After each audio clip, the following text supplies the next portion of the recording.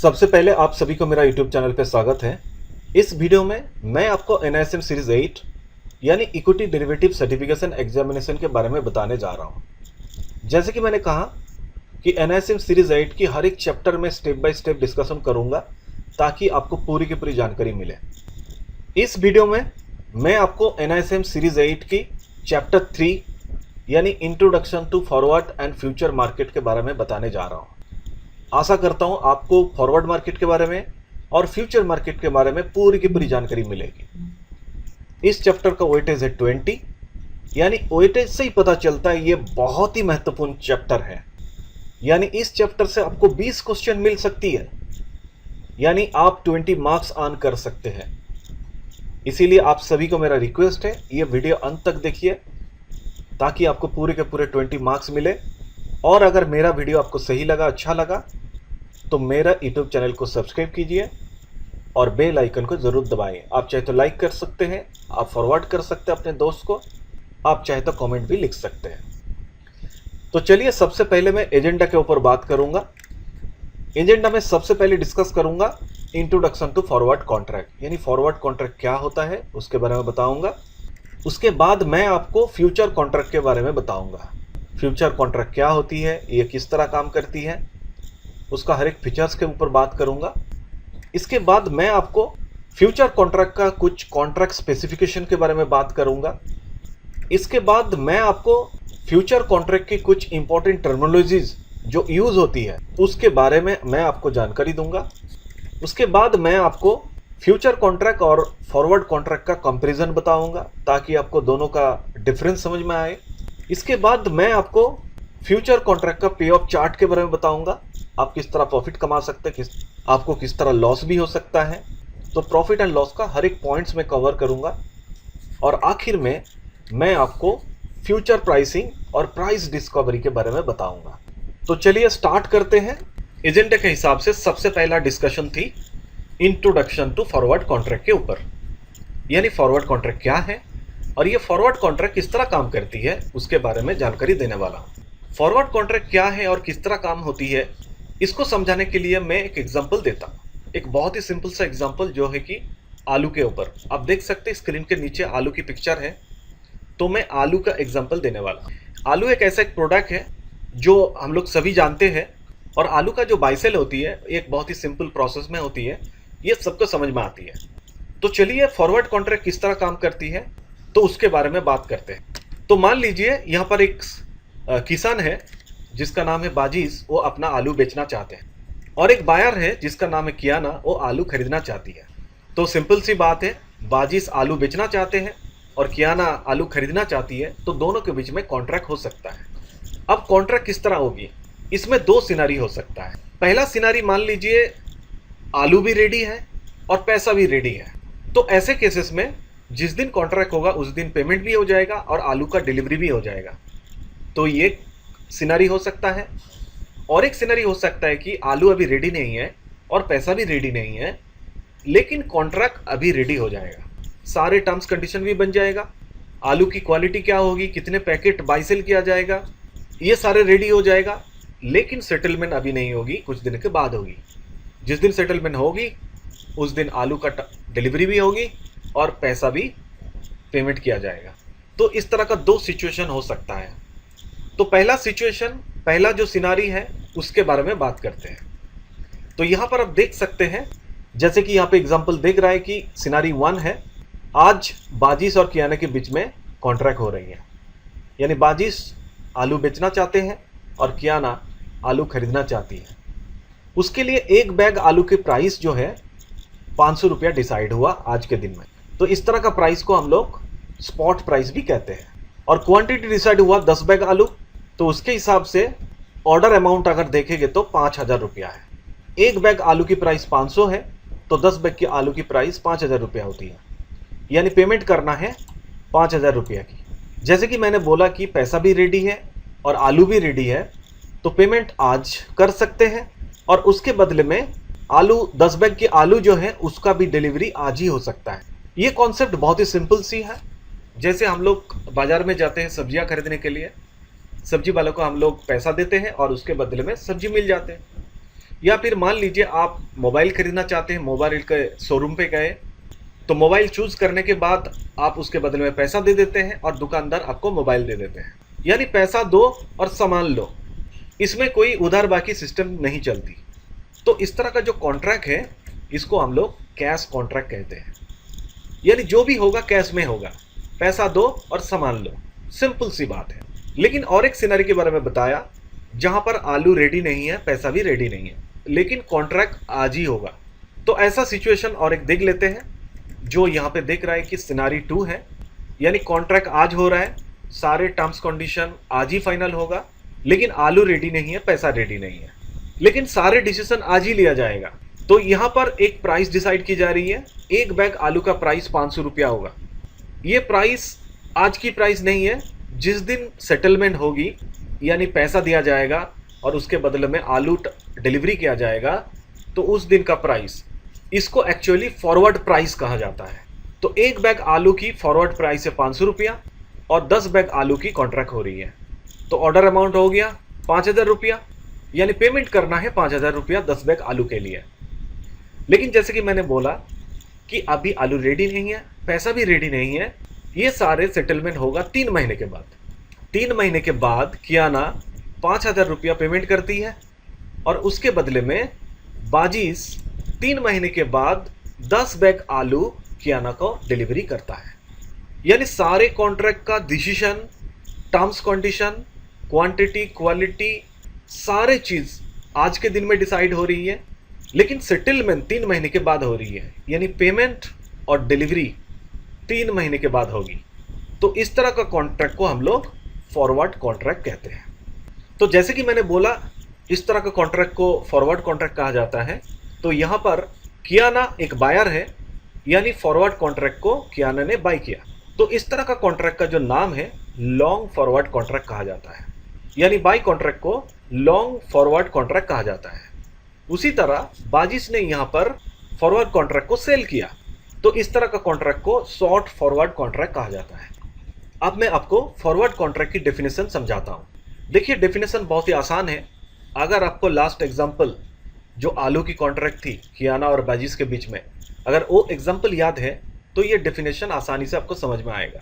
वहाँ पर मैंने बताया था, तो बाजिस और कियाना के बीच में एक कॉन्ट्रैक्ट हुई जो है फॉरवर्ड कॉन्ट्रैक्ट, जहाँ पे आलू नहीं थी, पैसा भी नहीं थी।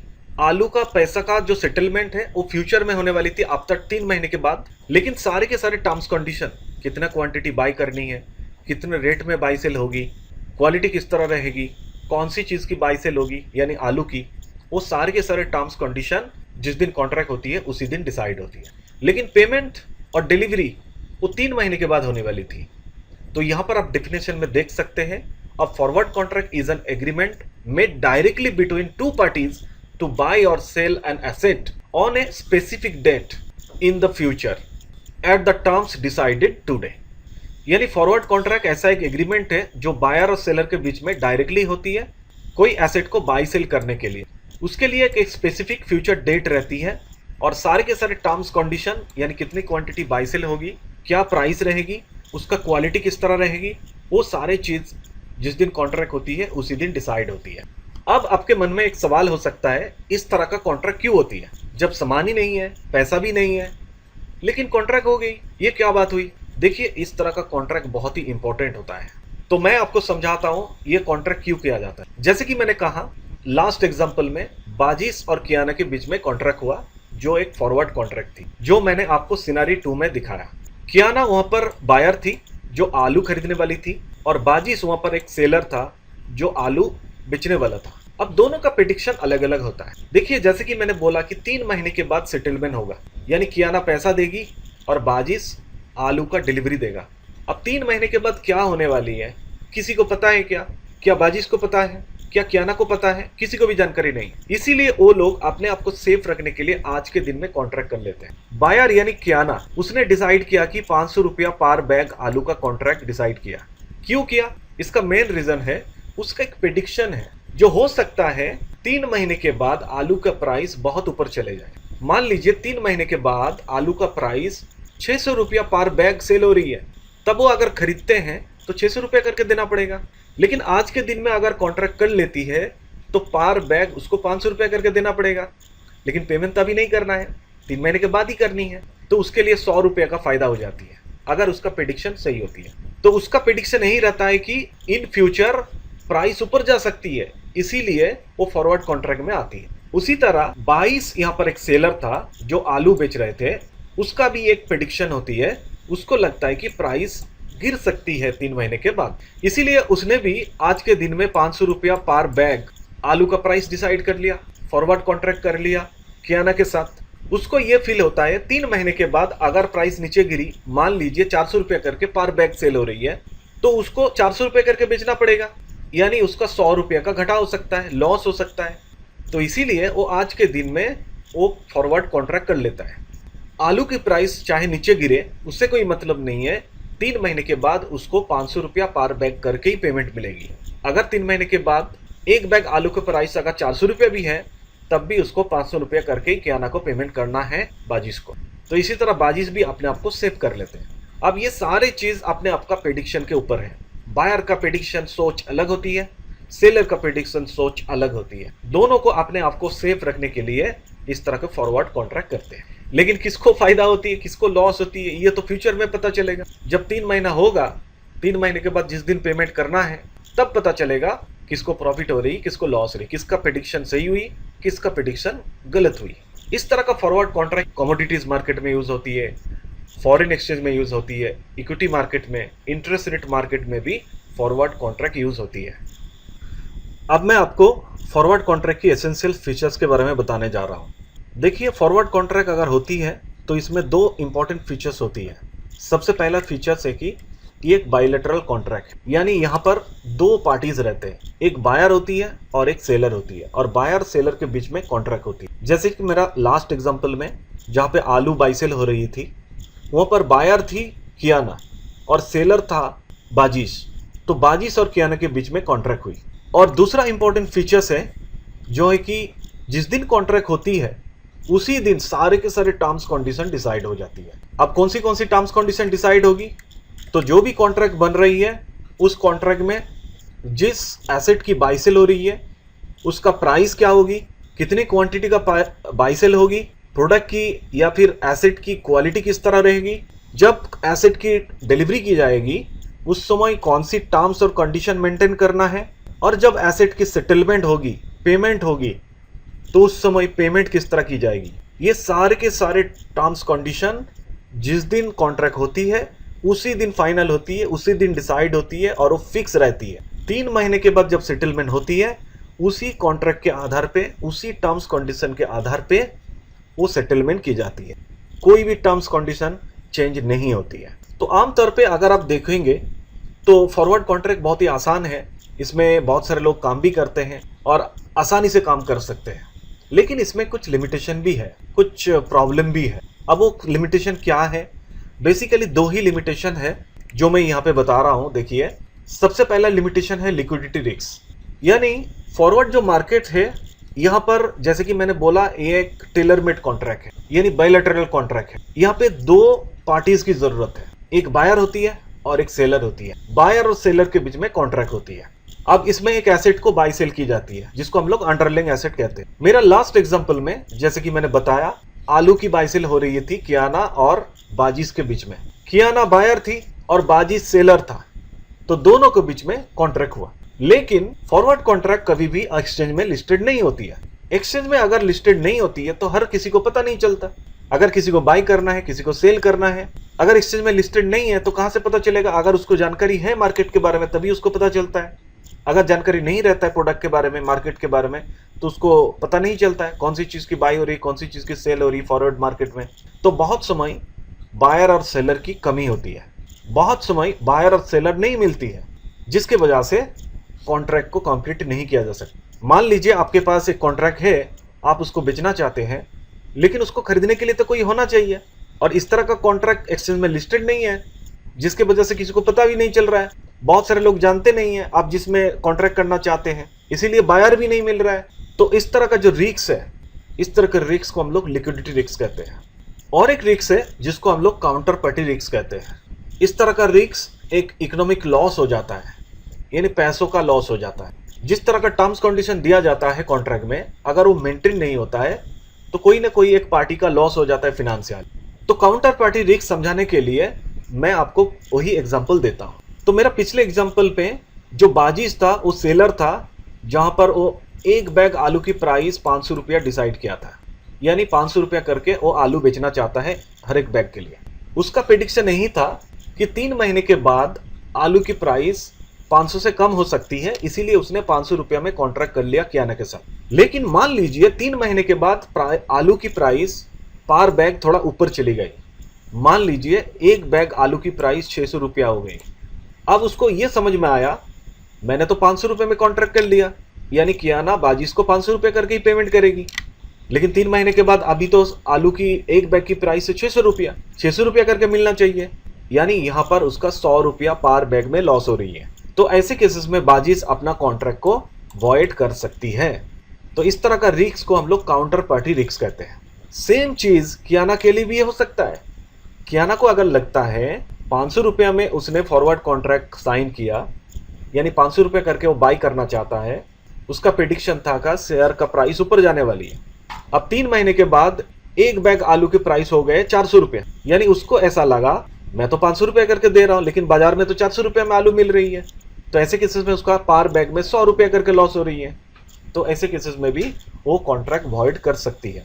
तो इस तरह का जो रिस्क है, इसको हम लोग काउंटर पार्टी रिस्क कह सकते हैं। यहाँ पे दो पार्टी है, एक कियाना है और एक बाजीज है। तो कियाना के लिए काउंटर पार्टी हो गया बाजीज और बाजीज के लिए काउंटर पार्टी हो गया कियाना। तो एक दूसरे के ऊपर रिस्क बने रहती है। इस तरह की नॉन पेमेंट रिलेटेड अगर रिस्क होती है, इस तरह का रिस्क को हम लोग क्रेडिट रिस्क भी कह सकते हैं। तो फॉरवर्ड कॉन्ट्रैक्ट में इस तरह का प्रॉब्लम होते रहती है, क्योंकि बायर और सेलर के बीच में कॉन्ट्रैक्ट को सेव करने के लिए कोई नहीं होती है। इसीलिए फॉरवर्ड कॉन्ट्रैक्ट की जगह में फ्यूचर कॉन्ट्रैक्ट की कॉन्सेप्ट आई। फ्यूचर कॉन्ट्रैक्ट में बायर और सेलर के बीच में एक्सचेंज होती है। फ्यूचर कॉन्ट्रैक्ट भी एक तरह का फॉरवर्ड कॉन्ट्रैक्ट है। सारे टर्म्स कंडीशन फॉरवर्ड कॉन्ट्रैक्ट की तरह ही है।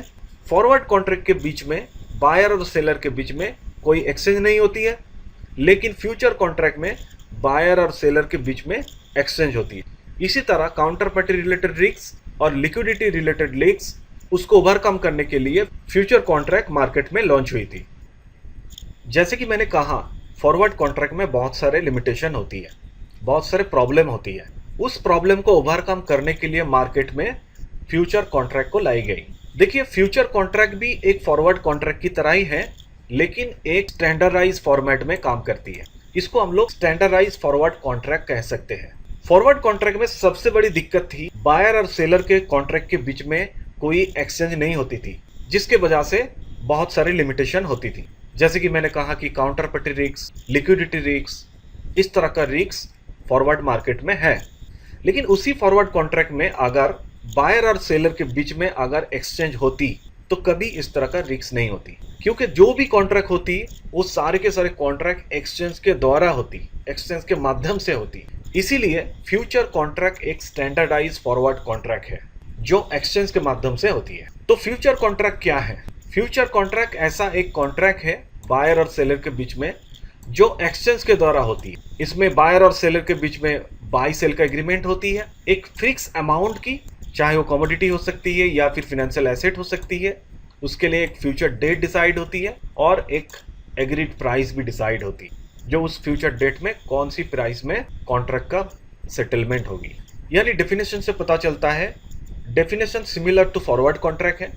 ये फॉरवर्ड कॉन्ट्रैक्ट जैसा ही है, लेकिन यहाँ पर एक चीज़ ऐड हो गई जो है कि थ्रू ऑर्गेनाइज एक्सचेंज, यानी यहाँ पर एक्सचेंज होती है। बायर और सेलर का जो कॉन्ट्रैक्ट होती है वो सारे के सारे कॉन्ट्रैक्ट एक्सचेंज के माध्यम से होती है। इसीलिए किसी भी तरह की यहाँ पे काउंटर पार्टी रिस्क नहीं होती है, किसी भी तरह की लिक्विडिटी रिलेटेड रिस्क नहीं होती। तो ये बहुत ही ऑर्गेनाइज है, बहुत ही सेंट्रलाइज है, बहुत ही स्टैंडर्डाइज है। इसीलिए आज के दिन में ज़्यादा से ज़्यादा लोग फ्यूचर कॉन्ट्रैक्ट में ही काम करते हैं। तो फ्यूचर कॉन्ट्रैक्ट के भी बहुत सारे एसेंशियल फीचर्स हैं।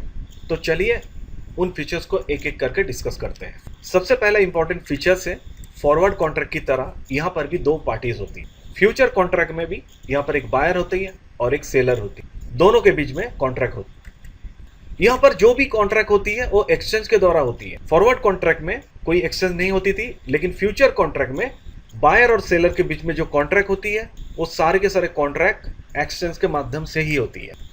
इसके बाद नेक्स्ट इंपॉर्टेंट पॉइंट यहाँ पे प्राइस डिस्कवरी होती है। बायर कौन सी रेट में खरीदना चाहती है कॉन्ट्रैक्ट को, या फिर सेलर्स कौन सी रेट में बेचना चाहती है, तो ये सारे के सारे उनके सामने डिस्प्ले होती है। एकदम फ्री इंटरेक्शन होती है। अगर बायर सेलर को उसी प्राइस में अगर बाई सेल करनी है तो कर सकते हैं। एवरीथिंग इज ट्रांसपेरेंट, और ये ट्रांसपेरेंसी का काम एक्सचेंज करवाती है। इसके बाद नेक्स्ट इंपॉर्टेंट पॉइंट यहाँ पे मार्जिन पेमेंट किया जाता है। अगर आप बाई करना चाहते हैं फ्यूचर कॉन्ट्रैक्ट को, तो आपको भी मार्जिन पे करना है, यानी थोड़ी पैसे देना पड़ेगी। और आप अगर फ्यूचर कॉन्ट्रैक्ट को सेल करना चाहते हैं तब भी आपको थोड़ी पैसा मार्जिन देना पड़ेगा। यानी चाहे आप बाई करें या फिर सेल करें, दोनों को ही मार्जिन देना पड़ेगा, दोनों की पैसा देना पड़ेगा, तभी आपका कॉन्ट्रैक्ट बुक होगा। अब इस चीज़ को थोड़ा बहुत आपको कंफ्यूज लग सकता है, आगे चल के इसका क्लैरिटी मिल जाएगी आपको। नेक्स्ट इंपॉर्टेंट पॉइंट है क्वालिटी। जो भी क्वालिटी दिया जाएगा, यानी जिस एसेट का बाई सेल हो रही है, जिसको हम लोग अंडरलाइंग एसेट बोलते हैं, उसका क्वालिटी क्या होगा, जिस दिन कॉन्ट्रैक्ट होगा उसी दिन डिसाइड होगा। उसका स्टैंडर्डाइज फॉर्मेट जो होगा वो भी डिसाइड हो जाएगा। और कितनी क्वांटिटी बाई सेल होगी, जिस दिन कॉन्ट्रैक्ट हो रही है उसी दिन क्वांटिटी का भी डिसाइड किया जाएगा एक स्टैंडर्डाइज फॉर्मेट में। तो अगर हम लोग फीचर्स देखें तो फीचर में लगभग सारी चीज़ फॉरवर्ड कॉन्ट्रैक्ट की तरह ही है, लेकिन एक चीज़ एक्स्ट्रा है जो यहाँ पर एक्सचेंज की एग्जिस्टेंसी होती है। बायर और सेलर के बीच में जो कॉन्ट्रैक्ट होता है, यहाँ पर बीच में एक्सचेंज के थ्रू वो कॉन्ट्रैक्ट कंप्लीट होती है। अब मैं आपको फ्यूचर कॉन्ट्रैक्ट का कॉन्ट्रैक्ट स्पेसिफिकेशन के बारे में बताऊंगा। ये कॉन्ट्रैक्ट स्पेसिफिकेशन क्या होती है? देखिए, जैसे कि हम लोग जानते हैं, शेयर का प्राइस कोई कंट्रोल नहीं कर सकते। शेयर प्राइस का जो मूवमेंट होती है वो मार्केट की डिमांड सप्लाई के ऊपर डिपेंड करती है। जैसे जैसे डिमांड और सप्लाई की चेंजेस होती है, उसके आधार पे स्टॉक प्राइस का भी मूवमेंट चेंज होती है। प्राइस अलावा बहुत सारे टर्म्स कंडीशन एक्सचेंज बनाती है। किसी भी तरह की फ्यूचर कॉन्ट्रैक्ट आप अगर बाई करना चाहते हैं या फिर सेल करना चाहते हैं, तो एक्सचेंज के द्वारा बनाई गई वो सारे टर्म्स कंडीशन आपको फॉलो करना पड़ेगा। तो इन सारे टर्म्स कंडीशन को कॉन्ट्रैक्ट स्पेसिफिकेशन कहते हैं। ये कॉन्ट्रैक्ट स्पेसिफिकेशन को मैं स्टेप बाय स्टेप डिस्कशन करूंगा। तो सबसे पहला जो कॉन्ट्रैक्ट स्पेसिफिकेशन है वो है अंडरलाइंग इंस्ट्रूमेंट, यानी अंडरलाइंग एसेट। और अंडरलाइंग प्राइस क्या है? देखिए, फ्यूचर में आप चाहे तो इंडेक्स बाई सेल कर सकते हैं, आप चाहे तो स्टॉक को भी बाई सेल कर सकते हैं। तो कोई भी इंडेक्स या फिर स्टॉक जो फ्यूचर में ट्रेड होती है, यानी बाई सेल होती है, इस तरह का इंडेक्स और स्टॉक को अंडरलाइंग इंस्ट्रूमेंट कहते हैं। और अंडरलाइंग एसेट का जो स्पॉट प्राइस है, यानी कैश मार्केट का जो प्राइस है, उस प्राइस को हम लोग अंडरलाइंग प्राइस कहते हैं। एक छोटा सा एग्जांपल लेके समझने की कोशिश करते हैं। हम लोग सभी जानते हैं टीसीएस के बारे में, तो हम चाहे तो टीसीएस कंपनी की फ्यूचर कॉन्ट्रैक्ट को भी खरीद सकते हैं। तो इसको हम लोग अंडरलाइंग एसेट कहते हैं, यानी टीसीएस को हम लोग बाई सेल कर सकते हैं। और टीसीएस कंपनी के जो शेयर्स हैं, कैश मार्केट में एक शेयर का प्राइस 4000 रुपया दिख रही है, ये आज की प्राइस है, इसको हम लोग अंडरलाइंग प्राइस कहते हैं। नेक्स्ट हम लोग बात करेंगे लॉट साइज के ऊपर, इसको हम लोग कॉन्ट्रैक्ट साइज भी कहते हैं। देखिए, कैश मार्केट में अगर हम लोग शेयर को बाई करना चाहते हैं या फिर सेल करना चाहते हैं, उसके लिए इन्वेस्टर या फिर कस्टमर अपने हिसाब से शेयर्स को बाई करते हैं, सेल करते हैं। आप चाहे तो 1 शेयर खरीद सकते हैं, 10 शेयर खरीद सकते हैं, 15 शेयर खरीद सकते हैं, 1000 शेयर खरीद सकते हैं। फिर बेचने के टाइम में भी कुछ भी अमाउंट के शेयर्स, कुछ भी क्वांटिटी के शेयर्स आप बेच सकते हैं। आप चाहे तो 2 शेयर बेच दीजिए, 15 शेयर बेच दीजिए, 20 शेयर बेच दीजिए, ये आपकी मर्जी है। अब जितना चाहे क्वांटिटी खरीद लीजिए, अगर आपके पास फंड की एबिलिटी है, और आप जितना चाहे शेयर्स आप बेचिए, जो शेयर्स आपके पास पड़े हुए हैं। लेकिन फ्यूचर कॉन्ट्रैक्ट में ऐसा नहीं होता। फ्यूचर में जब भी आप ट्रेड करना चाहते हैं, चाहे बाई करें या फिर सेल करें, आपको लॉट के हिसाब से बाई करना होगा या फिर सेल करना होगा। जैसे मार्केट आप सुने होंगे, retail market, wholesale market. Retail market में आप कुछ भी खरीद सकते हैं, कुछ भी बेच सकते हैं, लेकिन होलसेल मार्केट में आपको बल्क क्वांटिटी खरीदना पड़ता है। उसी तरह फ्यूचर मार्केट भी एक होलसेल टाइप की मार्केट है, जहाँ पर 1 piece, 2 piece, 3 piece shares buy sell नहीं होती है। यहाँ पर लॉट साइज में बाई सेल होती है, यानी आपको कम से कम 1 लॉट खरीदना पड़ेगा। अब इस लॉट में बहुत सारे शेयर्स होती है। अब कितने शेयर्स होंगे ये डिसाइड करती है एक्सचेंज। एक छोटा सा एग्जांपल लेके समझने की कोशिश करते हैं। जैसे कि टीसीएस के बारे में बात कर रहे थे, तो टीसीएस फ्यूचर्स में खरीदना चाहता हूँ, उसका अंडरलाइंग प्राइस है 4000 पर शेयर। अगर मुझे 1 लॉट खरीदना है तो एक्सचेंज डिसाइड किए आज के दिन में 1 लॉट में 175 शेयर होंगे। यानी आपको एक लॉट खरीदने का मतलब है आपको 175 शेयर आपको खरीदना होगा एक बार में। तो इसी तरह आप एक लॉट खरीद सकते हैं, 2 लॉट खरीद सकते हैं, 10 लॉट खरीद सकते हैं, जितने की पैसों की एबिलिटी है, फंड की एबिलिटी है, उसके हिसाब से आप नंबर ऑफ लॉट खरीद सकते हैं। उसी तरह आप जब बेचेंगे कम से कम आपको एक लॉट बेचना हो, आधा लॉट नहीं बेच सकते। आपके पास जितने भी लॉट होंगे उसमें से आप बेच सकते हैं। कॉन्ट्रैक्ट वैल्यू कॉन्ट्रैक्ट साइज की वैल्यू होती है। जैसे कि मैं एक लॉट का कॉन्ट्रैक्ट वैल्यू कैलकुलेट करना चाहता हूँ, तो एक लॉट मतलब 175 शेयर और एक एक शेयर का प्राइस है 4000 रुपया। तो 175 शेयर को 4000 से मल्टीप्लाई कर दो तो कॉन्ट्रैक्ट वैल्यू हो जाती है 7 लाख रुपये। यानी जब भी आप ऑर्डर देंगे कम से कम 7 लाख रुपए का आपको ऑर्डर देना पड़ेगा, चाहे आप बाई करें या फिर सेल करें। इसी तरह आप 7 लाख का ऑर्डर लगा सकते हैं, 14 लाख का लगा सकते हैं, 21 लाख का लगा सकते हैं, यानी 7 लाख का मल्टीप्लाई ऑर्डर आप लगा सकते हैं। आप 10 लाख का ऑर्डर नहीं लगा सकते, आप 12 लाख का ऑर्डर नहीं लगा सकते। आशा करता हूँ लॉट साइज क्या है और कॉन्ट्रैक्ट वैल्यू क्या है ये आपको समझ में आएगा। यहाँ पर मैं आपको कॉन्ट्रैक्ट साइकिल के बारे में बताऊंगा। देखिए, कोई भी कॉन्ट्रैक्ट आप अगर खरीदते हैं तो उस कॉन्ट्रैक्ट में आप कितना दिन रहना चाहते हैं, उस टाइम फ्रेम को हम लोग कॉन्ट्रैक्ट साइकिल कहते हैं। इंडिया में चाहे आप इंडेक्स खरीदिए या फिर स्टॉक फ्यूचर खरीदे, इसमें नॉर्मली आपको 3 कॉन्ट्रैक्ट साइकिल मिलती है, नियर मंथ, नेक्स्ट मंथ, फर मंथ। अब आपको नियर मंथ लेना है या फिर नेक्स्ट मंथ लेना है या फिर फर मंथ की कॉन्ट्रैक्ट लेनी है, ये आपको डिसाइड करना है। नियर मंथ का वैलिडिटी है 1 महीना, नेक्स्ट मंथ का वैलिडिटी है 2 महीना और फर मंथ का वैलिडिटी है 3 महीना। यानी कम से कम आप 1 महीने के लिए कॉन्ट्रैक्ट को खरीद सकते हैं या फिर बेच सकते हैं, और मैक्सिमम 3 महीने के लिए आप कॉन्ट्रैक्ट को बाई कर सकते हैं या फिर सेल कर सकते हैं। NSC BSc weekly future contracts भी ऑफर करती है। अब ये नियर मंथ, नेक्स्ट मंथ, फार मंथ क्या है मैं आपको समझाने की कोशिश करता हूँ। मान लीजिए आपको टीसीएस का फ्यूचर कॉन्ट्रैक्ट खरीदना है, आपको डिसाइड करना है उस कॉन्ट्रैक्ट में आपको कितना दिन रहना है।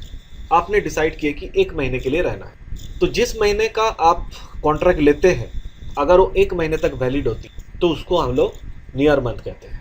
अगर टीसीएस कॉन्ट्रैक्ट का वैलिडिटी 2 महीने है, यानी 2 महीने तक उस कॉन्ट्रैक्ट में रहेंगे, तो नेक्स्ट मंथ की कॉन्ट्रैक्ट होती है। और टीसीएस फ्यूचर कॉन्ट्रैक्ट की वैलिडिटी अगर 3 महीना है, यानी 3 महीने उस कॉन्ट्रैक्ट में आप रह सकते हैं, इस तरह का कॉन्ट्रैक्ट को फर मंथ की कॉन्ट्रैक्ट कहा जाता है।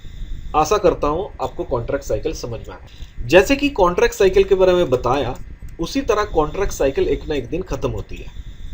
जिस दिन कॉन्ट्रैक्ट साइकिल खत्म होती है उसको हम लोग एक्सपायरेशन डे कहते हैं, उस डेट को हम लोग एक्सपायरी डेट कहते हैं। जैसे कि मैंने बोला कि नियर मंथ का वैलिडिटी है 1 महीना, तो जिस दिन खत्म होगी उस दिन उसका एक्सपायरेशन डे हो जाएगा। उसी तरह 2 महीने का जो कॉन्ट्रैक्ट है नेक्स्ट मंथ 2 महीने के बाद खत्म हो जाती है, या फिर 3 महीने का कॉन्ट्रैक्ट यानी फर मंथ की कॉन्ट्रैक्ट 3 महीने के बाद खत्म हो जाती है। जिस दिन लास्ट डे होगा उस डे को हम लोग एक्सपायरेशन डे कहते हैं और उस डेट को हम लोग एक्सपायरी डेट कहते हैं। जितने भी कॉन्ट्रैक्ट होती है, जैसे कि टीसीएस का 1 महीने का कॉन्ट्रैक्ट, 2 महीने का कॉन्ट्रैक्ट, 3 महीने का कॉन्ट्रैक्ट, सारे के सारे कॉन्ट्रैक्ट एक ही साथ में एक्सचेंज में ट्रेड होती है।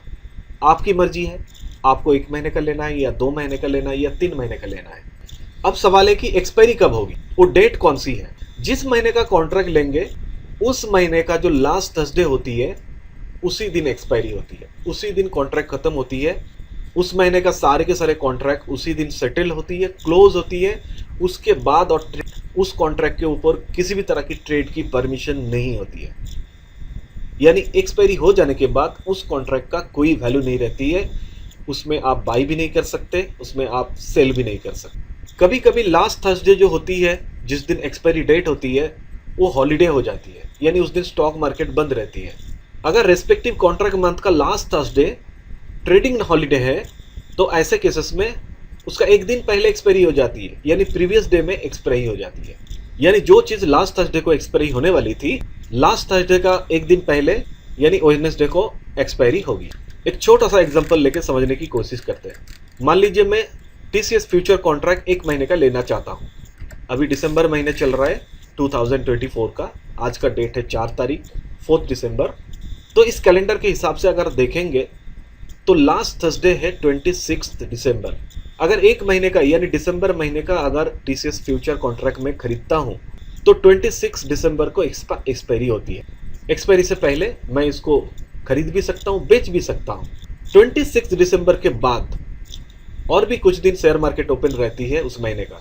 लेकिन जैसे कि मैंने कहा, एक्सपायरी डेट में कॉन्ट्रैक्ट क्लोज हो जाती है, सेटल हो जाती है, ख़त्म हो जाती है। उसके बाद आगे उस कॉन्ट्रैक्ट के ऊपर किसी भी तरह की ट्रेड नहीं हो सकती। आप उसको बाई भी नहीं कर पाएंगे, आप सेल भी नहीं कर। अब मान लीजिए लास्ट थर्सडे यानी 26 दिसंबर एक ट्रेडिंग हॉलीडे है, उस दिन ट्रेड नहीं हो रहा है, तो ऐसे केसेस में एक दिन पहले यानी 25 दिसंबर को एक्सपायरी हो जाएगी। अब मैं tick size, bid price, ask price के बारे में बताऊंगा। सबसे पहले टिक साइज क्या है। देखिए, किसी भी अंडरलाइंग एसेट का जो प्राइस कोटेशन होती है, उसका जो मिनिमम मूवमेंट, उसको हम लोग टिक साइज कहते हैं। और ये टिक साइज एक्सचेंज डिसाइड करती है। मान लीजिए किसी भी एक स्टॉक का प्राइस चल रहा है 100 रुपया और उसका टिक साइज है 5 पैसा। अगर शेयर प्राइस बढ़ती है तो 100 रुपये के ऊपर कम से कम 5 पैसा बढ़ेगी। कभी 1 पैसा, 2 पैसा, 4 पैसा, 7 पैसा नहीं बढ़ेगी। अगर बढ़ेगी तो कम से कम 5 पैसा बढ़ेगी। उसके बाद और 5 पैसा बढ़ेगी यानी 10 पैसा होगी, 15 पैसा, 20 पैसा। इसी प्रकार से शेयर का प्राइस इंक्रीज होते रहेगी। उसी तरह जब शेयर प्राइस डिक्रीज होती है तो 5 पैसे के हिसाब से डिक्रीज होती है। कभी 1 पैसा, 2 पैसा, 3 पैसा, 7 पैसा डिक्रीज नहीं होती है। अगर डिक्रीज होगी तो 5 पैसा डिक्रीज होगी, नहीं तो 10 पैसा डिक्रीज होगी, नहीं तो 15 पैसा डिक्रीज होगी, यानी 5 पैसा का मल्टीप्लाई उसके हिसाब से बढ़ेगी या फिर घटेगी। अब बीट प्राइस और आस्क प्राइस क्या होती है। देखिए, जब भी हम लोग कोई भी कॉन्ट्रैक्ट खरीदते हैं या फिर बेचते हैं, उसमें एक बायर होती है और एक सेलर होती है।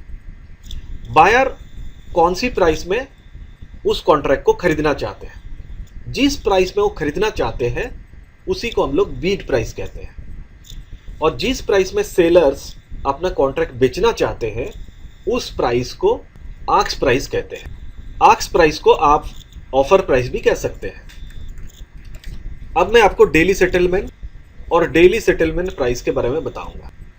देखिए, जो भी कॉन्ट्रैक्ट आप बाई करते हैं, सेल करते हैं, अगर वो पोजीशन ओपन रहते हैं तो ऐसे केसेस में एक्सचेंज डेली बेसिस में आपका कॉन्ट्रैक्ट को सेटलमेंट करती है। मान लीजिए as per example TCS future contract 1 महीने के लिए आपने खरीदा, यानी टीसीएस फ्यूचर 1 महीने वाला जो कॉन्ट्रैक्ट है उसको आपने बाई किया।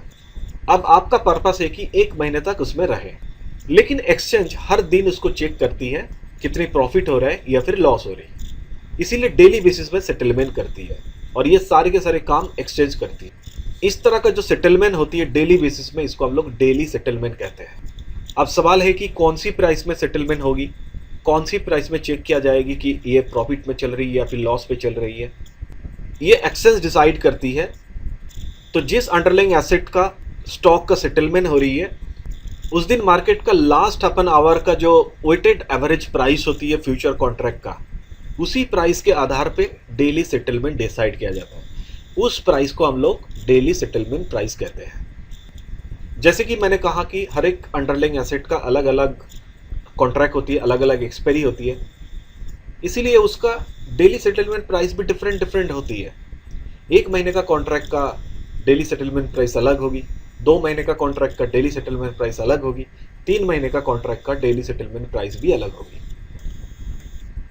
अब बात करेंगे फाइनल सेटलमेंट के बारे में और फाइनल सेटलमेंट प्राइस के बारे में। तो चलिए सबसे पहले फाइनल सेटलमेंट क्या होती है उसके बारे में बात कर लेते हैं। जैसे कि मैंने कहा कि हर एक अंडरलाइंग एसेट का अलग अलग कॉन्ट्रैक्ट होती है, 1 महीने का, 2 महीने का, 3 महीने का, और उसका एक एक्सपायरी भी होती है। तो जो भी कॉन्ट्रैक्ट लिया जाता है, आप अगर उसको क्लोज नहीं करते तो एक्सपायरी के डेट में वो आपने क्लोज हो जाती है, यानी एक्सचेंज उसको क्लोज करती है। तो एक्सपायरी डेट में फ्यूचर कॉन्ट्रैक्ट को जो फाइनली सेटल की जाती है उसको हम लोग फाइनल सेटलमेंट कहते हैं। यानी एक बार फाइनल सेटलमेंट हो जाता है फ्यूचर कॉन्ट्रैक्ट का, उसके बाद आगे उसका कोई वैल्यू नहीं रहता। उस कॉन्ट्रैक्ट के ऊपर आप और कोई ट्रेड नहीं कर सकते, क्योंकि वो कॉन्ट्रैक्ट वहाँ पर ख़त्म हो जाता है, सेटल हो जाता है, प्रोसेस हो जाता है, और उसके बाद उसकी कोई वैल्यू नहीं रहती। आप बाई भी नहीं कर सकते, सेल भी नहीं कर सकते। तो जिस दिन फाइनल सेटलमेंट होती है उस दिन एक प्राइस निर्धारित की जाती है और उसी प्राइस के आधार पे हर एक कॉन्ट्रैक्ट को सेटलमेंट की जाती है। उस प्राइस का नाम है फाइनल सेटलमेंट प्राइस। अब ये प्राइस कैसे निर्धारित की जाती है? जिस दिन फाइनल सेटलमेंट होती है उस दिन कैश मार्केट का उसी स्टॉक या फिर इंडेक्स का प्राइस को चेक किया जाता है तो उस दिन का जो क्लोजिंग प्राइस होती है उसी प्राइस में फाइनल सेटलमेंट की जाती है, यानी उस प्राइस को हम लोग फाइनल सेटलमेंट प्राइस कहते हैं। अब मैं आपको ट्रेडिंग आवर्स, ट्रेडिंग हॉलीडेज और क्लियरिंग हॉलीडेज के ऊपर बताऊं। देखिए, हम सभी को पता है मार्केट हफ्ते में मंडे टू फ्राइडे ओपन रहती है, यानी 5 दिन के लिए ओपन रहती है। सुबह 9:15 से लेकर 3:30 PM तक ओपन रहती है। इसके बीच में आप चाहे तो बाई भी कर सकते हैं, आप चाहे तो सेल भी कर सकते हैं। इसी को हम लोग ट्रेडिंग आवर कहते हैं। जैसे कि मैंने कहा कि हफ्ते में मंडे टू फ्राइडे ट्रेड होती है और सैटरडे संडे ये नॉन ट्रेडिंग डेज है, इसमें कोई ट्रेड नहीं होती है। ये अलावा एक्सचेंज एक annual trading holidays calendar publish करती है। इसमें एक्सचेंज बताती है कि एक्सचेंज में कौन सी दिन ट्रेडिंग नहीं होने वाली है, यानी ट्रेडिंग ऑफ रहेगी। जिस दिन एक्सचेंज में ट्रेडिंग बंद रहती है उसको हम लोग बोलते हैं ट्रेडिंग हॉलीडेज। ठीक उसी तरह क्लियरिंग हॉलीडेज भी होती है। जिस दिन ट्रेडिंग तो होती है लेकिन मार्केट का कोई क्लियरिंग नहीं होती है। जिस दिन क्लियरिंग नहीं होती है तो उस दिन को हम लोग बोलेंगे क्लियरिंग हॉलीडेज। तो क्लियरिंग हॉलीडेज के केसेस में हो सकता है कि एक्सचेंज ओपन है, एक्सचेंज में ट्रेड भी हो रहा है, सब कुछ हो रहा है, लेकिन किसी भी तरह की कोई क्लियरिंग नहीं हो रही है, किसी भी तरह की कोई सेटलमेंट नहीं हो रही है, क्योंकि उसी दिन नॉर्मली बैंक क्लोज रहती है, बैंक का कोई ट्रांजैक्शन नहीं होता, बैंक में कोई काम नहीं होती। और ट्रेडिंग हॉलीडेज में उस दिन कोई ट्रेड नहीं होती है, क्योंकि उस दिन एक्सचेंज टोटली बंद रहती है।